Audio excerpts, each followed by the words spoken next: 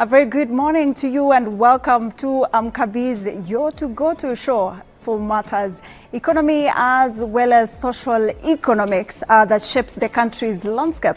Today we dive deep into the tourism sector and we will be diving right into the matters affecting this sector. What are the strides made so far, the strategies in place, and also not forgetting investor confidence. Remember, the country has experienced so many challenges in the recent past. What's the current status of the tourism sector? And to drive this conversation with me, I'm honored to be joined by the Cabinet Secretary for Tourism and Wildlife, Honorable Rebbecca Miano. Many thanks for joining us here at Amka Bizz today. Thank you for having me this great morning. It's a Friday. It's an easy Friday. Thank God. We thank God. Let's begin with you painting a picture of how the current status of the tourism sector is so far.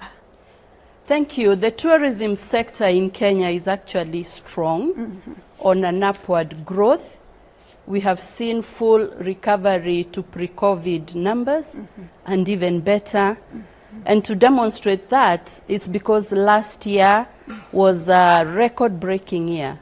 We welcomed 2.4 million international visitors. On the domestic front, 5.1 domestic tourists. And the domestic figures are quite conservative because we did not include those that stayed in unlicensed establishments like Airbnbs and homestay. So you can see the figures could be even higher. Yeah. Are there plans to even look at that particular sector? It's truly untapped and it's one of the emerging trends in the tourism sector.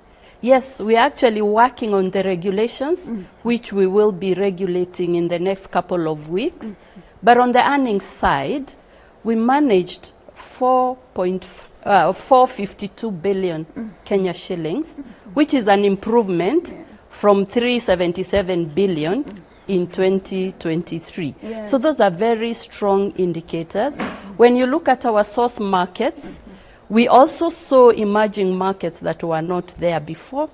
Of course, the USA continues to be our #1 source market, followed by the East Africa community, Britain, Europe, and others. We are seeing new markets. Asia is coming in strong, and therefore we are on an upward trajectory. And this is in line with the Kenyan economy.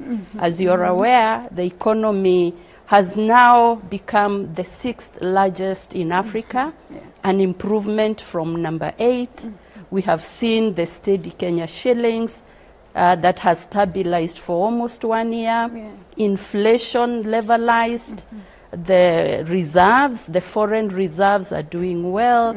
The reduced importation. So if you look at the bigger picture of what Kenya has achieved in the economy, it mirrors perfectly well, and it is demonstrated by a very strong tourism sector. And so far I see ambitious targets, 5.5 million visitors by 2027. What are some of the strategies perhaps that the ministry is putting in place to ensure this comes to fruition? You're right, we have a stretched target, but it is doable. And the reason we are having a stretched target is because tourism is a great economic enabler. In terms of jobs, about 80% of all the workers in the hospitality sector are the youth below 35. In the hotel industry, tour operation, and ticketing, everything. And so you can see it's a big enabler in terms of jobs, economic empowerment, foreign currency earner, and therefore if a sector is that critical, you've got to set your goals and targets well. 5.5 million by 2027, 2028. Wow. And to achieve that number, we need various strategies. Of course, #1, we have to ensure that we have improved infrastructure all the way, starting from the airport, starting from the roads, and even the amenities, the hotels, everything infrastructure. Yeah. We need as a country to ensure that we are well prepared for this big number. Yeah. The second one Yes. is we need connectivity, air connectivity. And in that regard, I must commend His Excellency the President, Dr. William Ruto, because recently a whole department has been established to deal with aviation. We have the State Department for Aviation, Aerospace Development, to look at how we can open more the skies in Kenya, how we can have more air connectivity, because the visitors we are targeting, the tourists, need to get flights to get to Nairobi. And of course, marketing, we need to position our brand. We are all aware that the tourism products that Kenya has, some are not found in any place on this earth. Yeah. The Creator endowed Kenya with the beautiful landscapes, our wildlife, the mountains, hospitable people. Remember, the Friendliness Index positioned Kenya as the most friendly country in Africa, and I think about number 6, 7 in the world. So with that, we can say tourism is a low-hanging fruit in this country, and therefore that's why the goals have to be stretched. And also, just thinking about, aside from the strategies put in place, of course, there are challenges that surrounds the industry. It doesn't just affect the tourism industry, but the entire economy as well. We have been looking at the protests happening. How does this affect even investor confidence? Has it affected investor confidence? And how is the industry responding to this? Tourism is one of those soft sectors that thrive on a promise for peace, a promise for joy. Remember, people are spending their money for leisure and to just enjoy, see new things. And that is actually the foundation of tourism. So when a country has challenges, obviously the tourism sector is affected. And if you look at what is happening, we have seen the tourists being inconvenienced. Remember, they come here on a very short schedule. Maybe you're here for 5 days, 7 days, max 10 days. And so each day you have your plan. And so if there is lockdown or inconveniences, remember you have paid. Maybe you can't get out of your hotel room. You cannot fulfill your schedule. And therefore it is real. And again, nobody wants to go to a place, then you end up getting stressed. And you went to relax, to look for peace.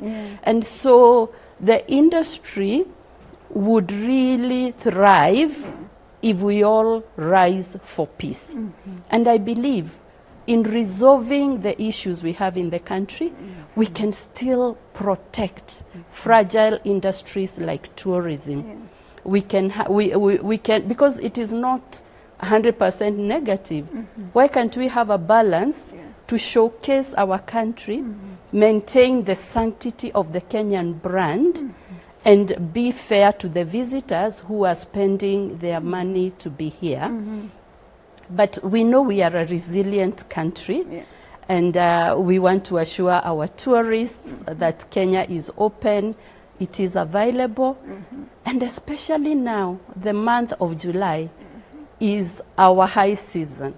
This is our best season, and we do hope that the country will rise to enabling the high season to thrive, so that our numbers and our targets can be achieved.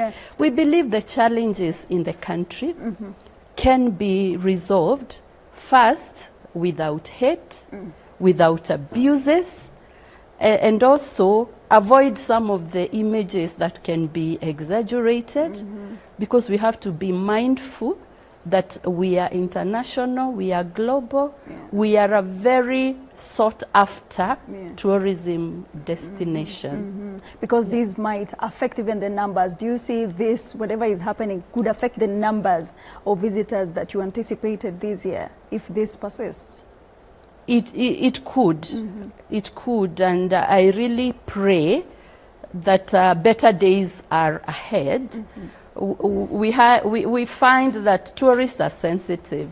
You could cancel your ticket the last minute, even if you had booked, because maybe the information you see on social media or you see in some of the headlines could affect you, and you start wondering, do I want to go to such a destination? But you know, from inside, from being in Kenya, we are more united than what we see in social media. We are a friendly country. I truly believe that we have better days ahead, and everyone, and especially after announcing that we are looking for shared value, we are looking for sharing our brand, promoting it, protecting it, so that we can thrive and get the jobs I talked about for our young people, economic empowerment, our communities, the private sector, businesses. Remember, these are private investments. So I think we have to be quite sensitive on this fragile sector. And speaking of July being one of the highest peak, the peak season for the tourism sector, and I was just seeing some pictures running where on our screens on cruise ship. It's one of the honors so far in the country. We've seen so many ship docking into the country, and I was just wondering, I saw one of the visitors mentioning that we wish we had permits to stay a little bit longer. What then should be done by the ministry to ensure that this particular visitors could access more days in the country, because this is an untapped market? Thank you. The cruise tourism is one of those exciting sectors that performed very well, especially in 2024. We had over 100% growth, and at the high season is normally October to April because of the monsoon winds and all that. And we actually got a lot of cruise ships earlier in the year. And we are working with the Ministry of Interior or the Department of Immigration so that we have a special category for visas to allow the cruise members or the cruise travelers to get out of the country, enjoy Mombasa. If they are here for a few days, they can also go and see our national parks, see Kenya inland, and therefore the electronic travel authorization as guided and approved by His Excellency. Remember, he was our guest when we welcomed one of the biggest cruise ships.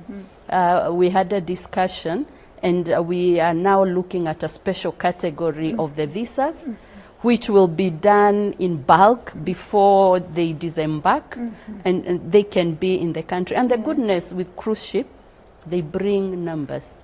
You find a cruise ship with 1,000 people, 2,000 people, and it is one of those that will enable us attain our numbers. I am happy. I've seen a schedule of early next year or later this year when the season starts, already waiting. We'll be waiting to welcome more cruise ships. Yes. And away from the cruise ship as well, another trend is just the other day, so you with other tourism stakeholders, including the Association of Hotel Keepers, speaking about MICE. How is it? What's the status so far? How is the adoption of this? Are hoteliers receptive of this, or are there challenges to ensure that this can go further? I'll start by telling you that we are promoting a robust relationship with the private sector. The tourism sector is private sector led, and government comes in to bring policies that will enable conducive environment for business. And therefore, we work closely with the private sector, the associations, the Kenya Tourism Federation, the one for hotel keepers, travel agencies, and tour operators, and the whole of those organizations.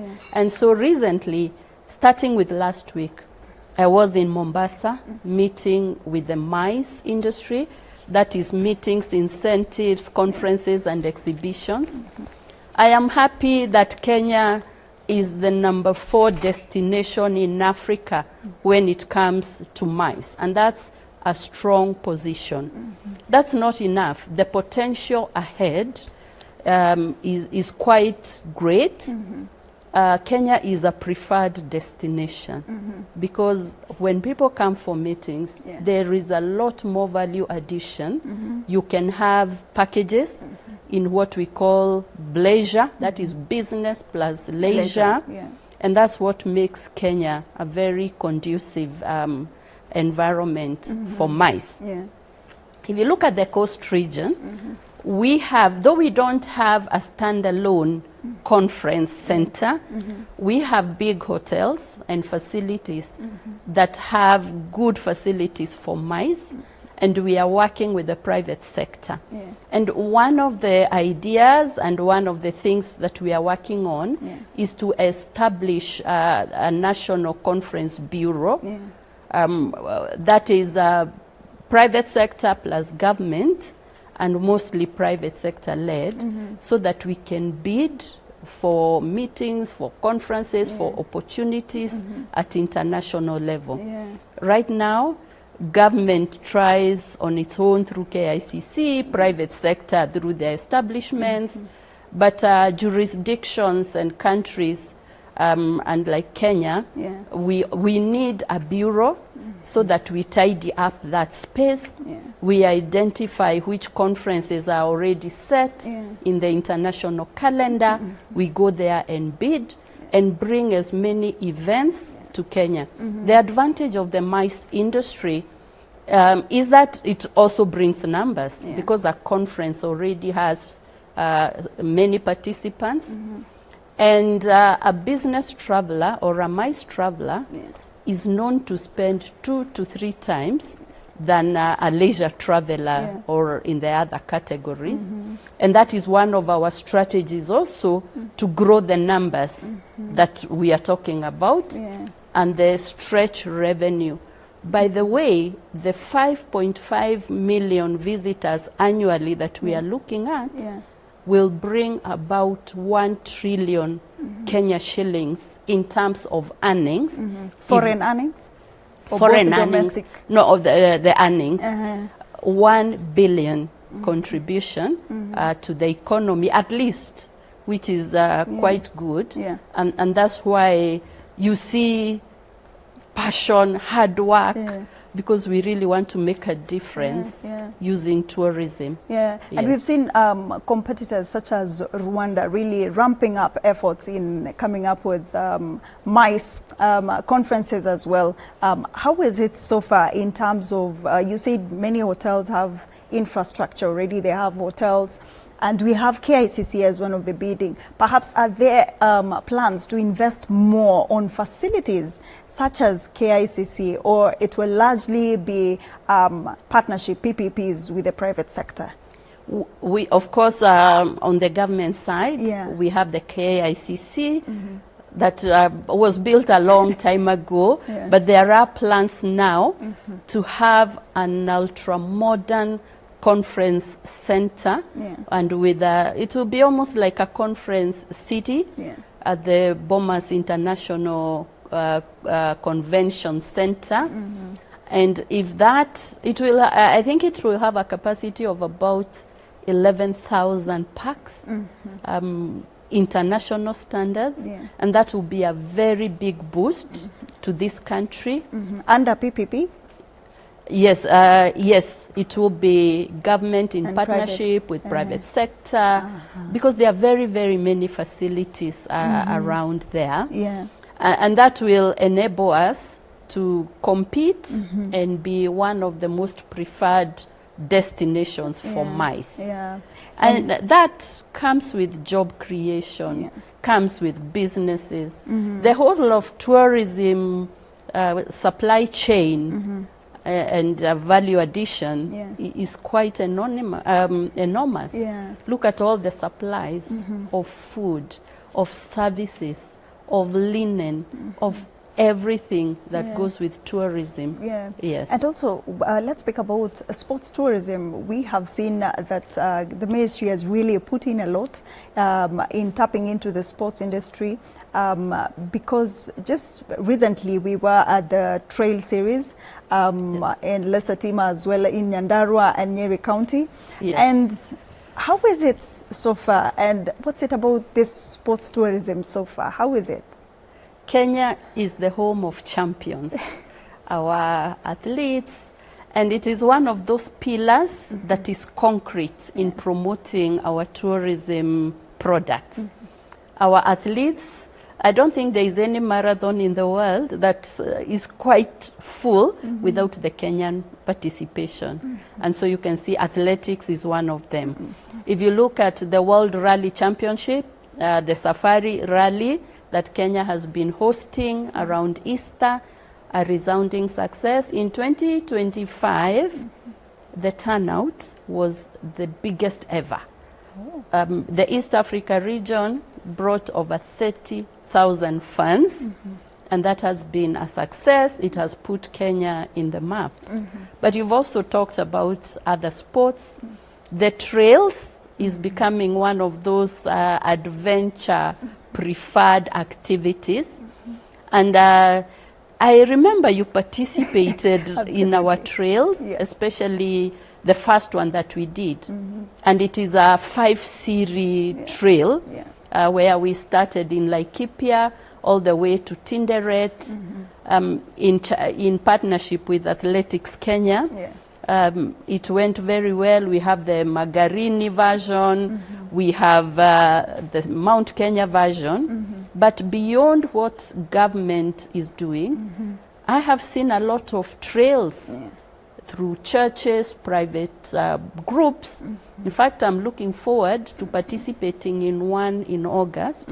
So it is becoming one of those very good products. And the beauty is, if you're a tourist in Nairobi, even for a short while, on a Saturday morning, you can wake up and participate, or any other day. It is one of those good products. I don't know how you found it when you participated. Absolutely thrilling. We were told it's 18 kilometers, but I think we did more than that with the recent Lesatima. Yes. We did. It was a lot of work, but we enjoyed hiking as well as visiting attractions in Nyandarua.